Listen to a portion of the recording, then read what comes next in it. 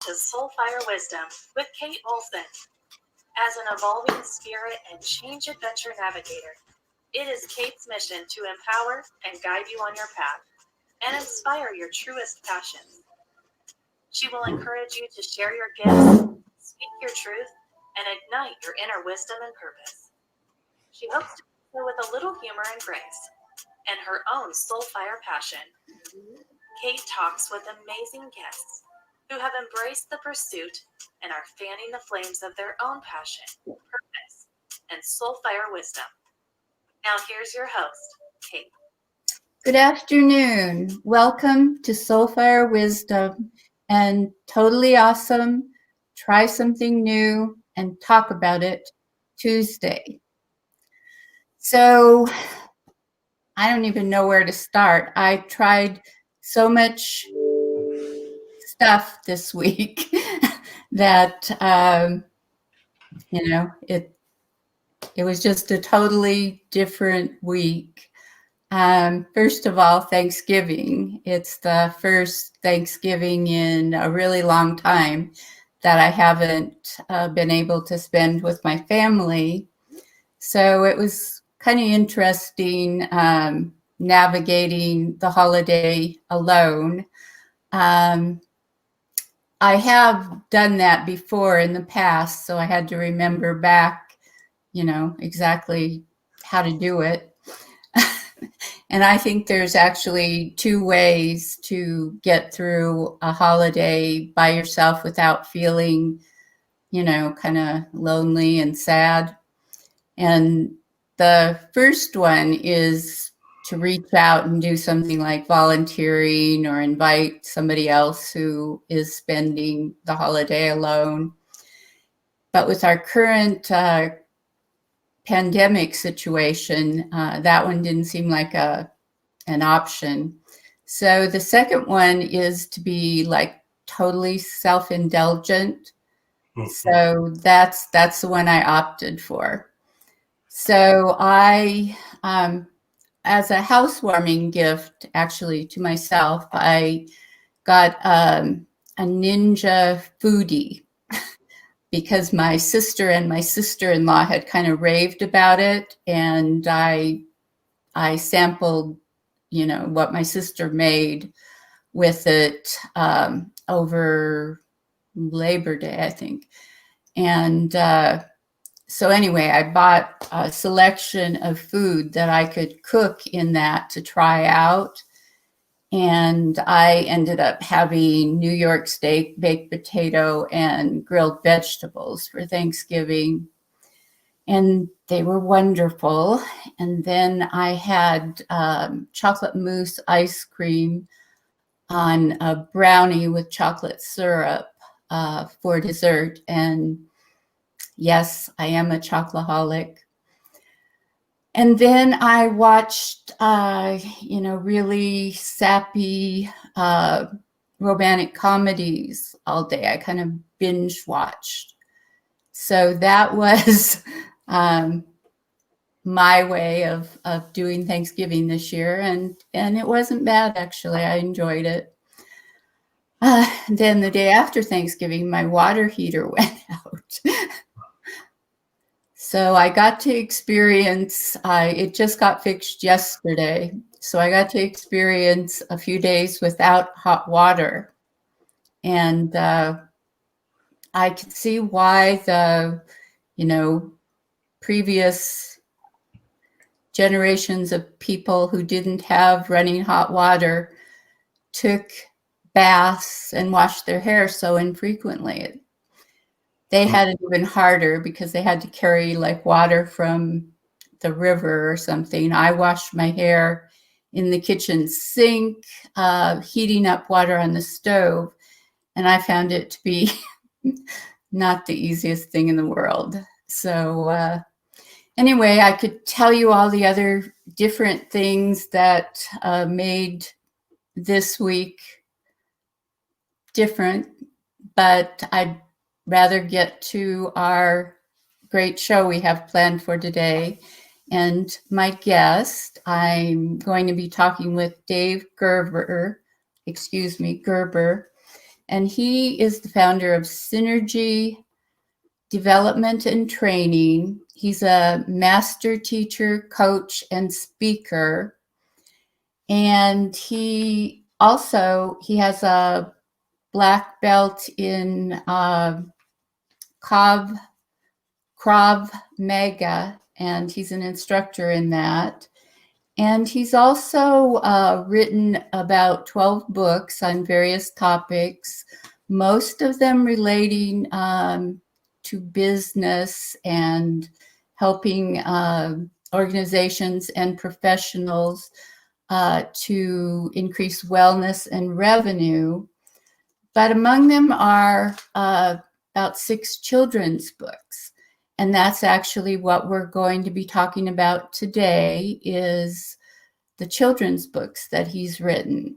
So I'd like to introduce Dave. Hi, Dave. How are you? Good, thank you. Good to be here.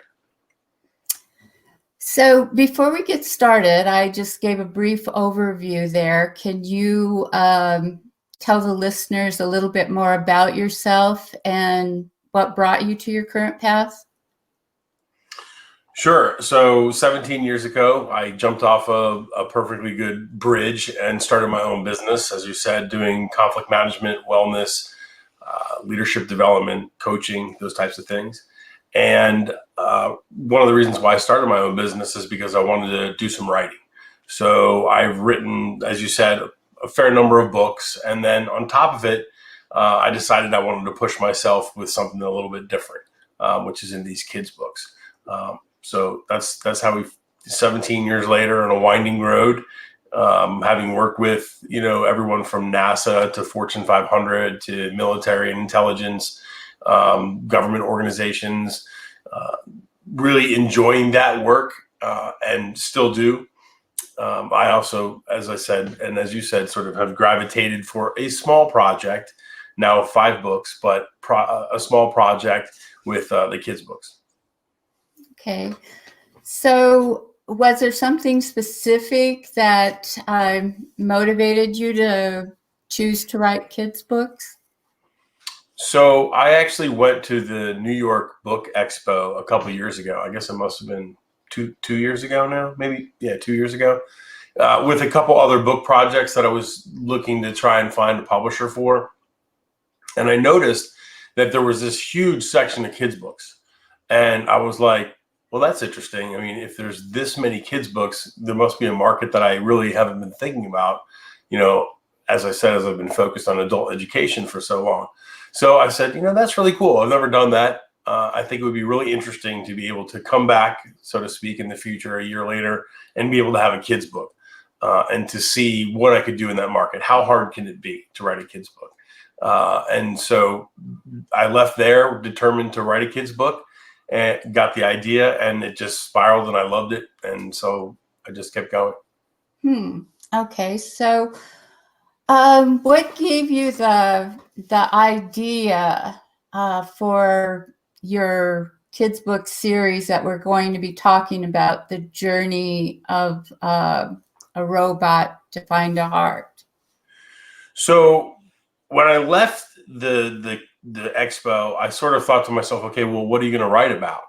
And I sort of thought about, this was, like I said, it was 2017, 2018. The country's been in its own turmoil for lots of different reasons for the last several years. I've been doing work with adults. Adults are often frustrated. They're tired. They're multitasking. They're not really thinking about how to necessarily apply the training that they get because they may be inundated with so many things. Lots of reasons that adults struggle with, being overloaded. And I said, what if I soften my sort of one side of what I do? What if I were to just try and go back and work with young kids? And I used to teach high school, and coach and do camps and stuff for middle school kid age and even younger. So I said, what if I just sort of go to the opposite end of the spectrum, go back to kids? They're so innocent and pure. And why don't I try and do a heart project? I felt like personally I needed something that would allow me to bring my heart in my work a little bit more. And I thought, as you've alluded to before, the show, that don't we all need a little bit more heart in our lives? And so for me, I thought, here's a feel-good project. And it's really cool because I already got to read at St. Jude Hospital as a volunteer. So it's already turned into a couple things that have allowed me to lead with the heart, as opposed to, in a lot of, as we know in the business community, we're leading with the head, and we're doing business that way. So that was the thing. And then I thought, what about like The Wizard of Oz? It's like sort of this classic movie that we all sort of understand. And I sort of see this book, A Robot's Journey to Find a Heart, as a modern day Tin Man story, so to speak. I think that is also really important. And some of the work that I was doing in context at the same time with adults was a radio show and podcast called Preparing for Robots. And the work that I was doing around pre-COVID, talking about how soon our society was going to change, and looking at different industries from government to corporate America all through, and seeing how fast everything was going to move. So I was already thinking about this technological side of things. And I thought, adults need to have a little bit more heart too. So if they're going to read to their kids, why not read to their kids about something that sort of brings them together around a heart project in their own home? Ah, okay. Are you still doing that podcast? No, I took a break from it. I think when COVID hit, people stopped really thinking about the rise of AI and started to think about how are they going to feed themselves, pay their bills, and working with a lot more Maslow basic stuff than this impending tsunami that is still coming. There's no doubt. It's now just unfortunately going to hit us even harder. And in some ways, it's going to knock out so many jobs that people who already have lost their jobs won't lose their jobs. But we're talking about, they say by 2030, 400 to 800 million global jobs. So that's a lot. And so that's another reason why I wrote a heart project. We need something positive, Yeah. So what are the books about, and what do you want to achieve with those specific books? So as I realized, what can I do to help move kids forward? I can help them learn to read. I can help them start to embrace diversity, and I can help them start to learn some of the life lessons that we as parents want our kids to know. And so I can do that all at one time. And it was a humorous story. So I went to my daughter and I said, hey, I've got this idea about this book that I would like to write. And it's basically about you and I and a robot. And it goes on this journey to find a heart. And now my daughter has been involved in a lot of my projects. She worked with me on book projects around self-defense for kids.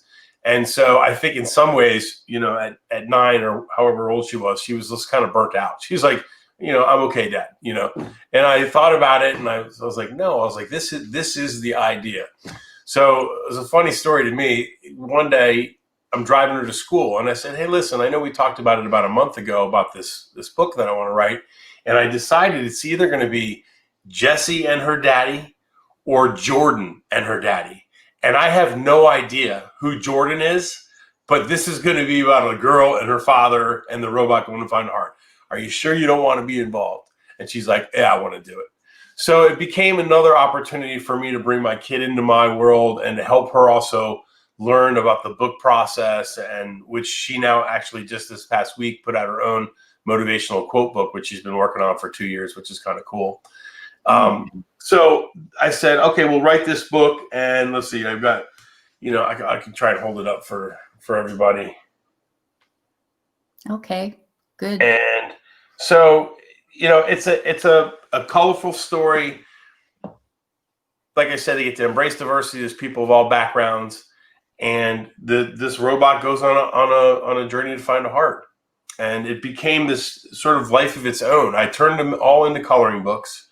So, and I also, the first book, the one I just showed you, actually, I had translated into Spanish as well.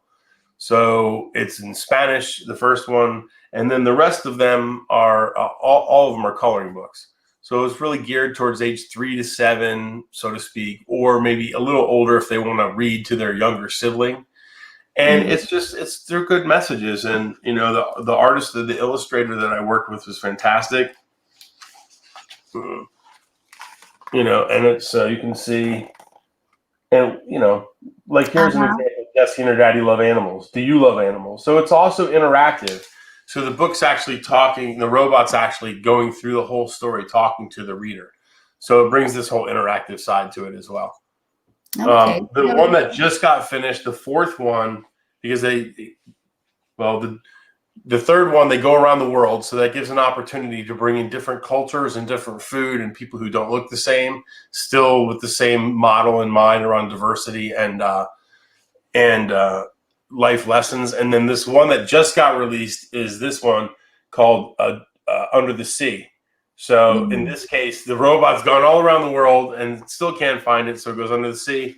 And the fifth one that's coming out, hopefully in 15 days, the robot goes up in space. Okay. That would be the last one. So how old is your daughter? So she just turned 15 years old now. Oh, wow. Okay. Yeah. So she was kind of getting to, you know, go back to an earlier time in her life, maybe. So what was it like working with your daughter? It's great. And it's actually obviously gotten better, you know, as she's gotten older, and I've been able to include her more in the process, you know, as we've been working even today on the slides that came over from the artist. I always ask her opinion before I share mine. And so I've just tried to model all those things and let her go through the experience. And that's been really fun to watch because it turned into her motivating to do her own book, which is really cool. Yeah, that is. So has she given you any feedback on how she feels about working with Dad? No, she hasn't. You know, I think that and maybe some of your viewers who have teenagers can appreciate that we go from hero to zero, you know, right around 12 and a half, 13 and a half. So as cool as I want to think I am, and my friends may like me, I'm still Dad. So she doesn't want to, you know, share too much. But I think she's very appreciative of being in the process. I think as parents, we do things and we hope they look back and realize later on. One of the things I tell her, I said, someday the things you blame me for will be the things you thank me for. So hopefully down the road she will see and be happy. And I think it's good for her. You know, it helps her portfolio. There aren't too many 15-year-olds who can say they have 7 books and have been a part of the process. Yeah. So that's cool. So just to give her a little bit of a plug, what's your daughter's book called? So her book is called, and you know what, I was going to put it on here, but I didn't know if I was supposed to. It's about motivational quotes for everyday living, daily inspiration for breaking. It's called Defying the Impossible: Motivational Quotes for Daily Inspiration. And just like all my books in these books, you can find it on Amazon as well. Her name is Jessie, so Jessie Gerber. And she's been working for 2.5 years. 15-year-old, when you read the quotes, you know, even when I helped her, I stepped back and I was like, this is sort of wisdom beyond her time. So it's pretty cool. Yes, definitely. And maybe not for today, but those people who like coloring books and like kids' books like this, I also just finished another one that's out on Amazon called Champ and the Professor. So if any of your audience are into martial arts or their kids are into Taekwondo, it's a book that I did with a friend of mine, colleague of mine, who's also a black belt, and it was called Champ and the Professor: A Black Belt Journey. So it reinforces the kind of things that parents want their kids to know: discipline, motivation, good grades, stretching, exercising, those kinds of things as well. So I've really enjoyed. It's kind of interesting, you know. I've really enjoyed being a part of writing kids' books and the process of changing perspective and looking to see what I think they would like. It's really been very nice. Yes, I think. Yeah. Oh, and I even went so far, and the kids actually like this. I never thought I'd be on a webinar talking about my kids' book with a stuffed animal, but I think it's pretty cool. and the kids love it. And I use it when I do the recordings for like the hospital. And, everybody seems to like this robot, which is pretty cool. And hopefully, that's a robot stuffed animal. yeah, this is the robot from the book. It's the same robot. So okay, is that just your prop, or is that something that people can buy? I just have it for me for if I do a reading like on a webinar or for a kid. Like if I have a parent, sometimes I'll do a reading for their kid, and they just seem to love it. Everyone seems to like this little robot. It's really cool. It is. It's cool. Yeah. So, not to be a spoiler or anything, but does the robot ever find a heart? I don't know if I can answer that question. I don't. I think that maybe a better thing to share is that I actually went through this whole question myself as the author of writing the series. In some ways, you think the reader, especially a kid, may at the end of the book may want to say, "Oh, I got it," because there's this sense of kind of completion. So I did the conclusions and the end pages towards the end a little bit differently, and the robot doesn't find a heart. And I think it's interesting for me. It's because it is a parallel discussion that adults need to be thinking about with respect to work in the future. Robots in the future, artificial intelligence in the future. The only thing that they don't have that we do will be a heart, right? I mean, they're even talking about being in 30 years developing a consciousness for computers or emotions, but they're never going to have a heart. So for me, it was like, I don't know if I can sell out and give the robot a heart, but I don't want to disappoint the readers, all the way through. So I kind of make it feel in a way like the robot got a heart, but it never is actually there. If that makes sense. Hmm. No. Well, I think that's why you have a series. One of those things where I would have to read the book to see what that means. Yeah, I mean, the bottom line is that if the robot finds a heart at the end of book 1, you don't need book 2, 3, 4, or 5. Right. So there won't be any more books in that series after number 5? I don't know. It's a tough business, but I'm really trying to get this turned into either a cartoon or something on Apple TV or Facebook or Netflix, or, that's one of my goals in 2021 is to actually put the pedal down to try and move that forward. Because I think it'd be stronger than most of the cartoons that we're showing our kids on TV now.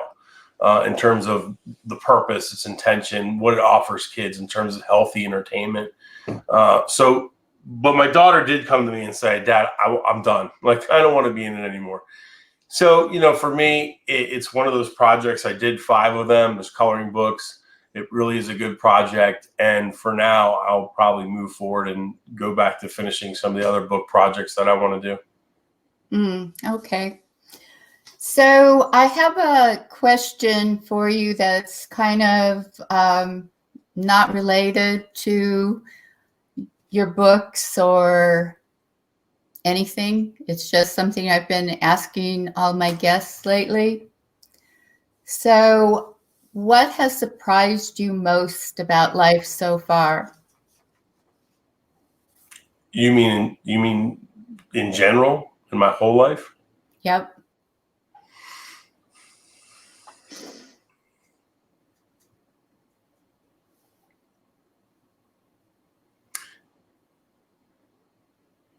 There's that old expression about mice and men having the same plans and they never work it out that way. Life changes in so many different ways that to believe that there is a straight path between things, most of the time, it's not going to be that way. I think what I've learned now versus 5 years ago or a year ago or 20 years ago, I think is different. But I realize that the more we see with COVID, particularly, the less control we really have. And, to believe and have faith in that, each of us are really in our own video game, trying to be the superhero of our own game. doing the best we can.